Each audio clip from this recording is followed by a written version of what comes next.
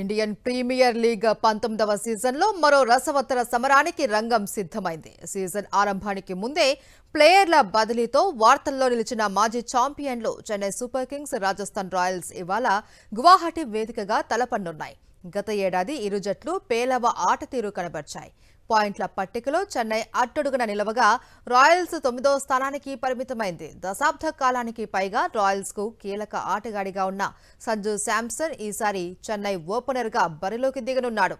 ఇక ఇటు సీఎస్కే తరపున చాలా ఏళ్లు ఆడిన స్టార్ ఆల్రౌండర్ రవీంద్ర జడేజా తన పాత జట్టు రాజస్థాన్ తరపున బరిలోకి దిగనున్నాడు.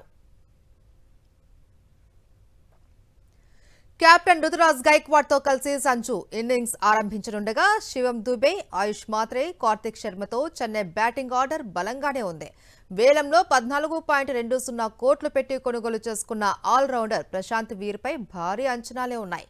బౌలింగ్లో ఖలీల్, నూర్ అహ్మద్, అకిల్ హుసేన్, హెన్రీ కీలకం కానున్నారు. మరోవైపు రియాన్ పరాగ్ సారథ్యంలోని రాజస్థాన్ జట్టు కూడా స్ట్రాంగ్ గానే ఉంది.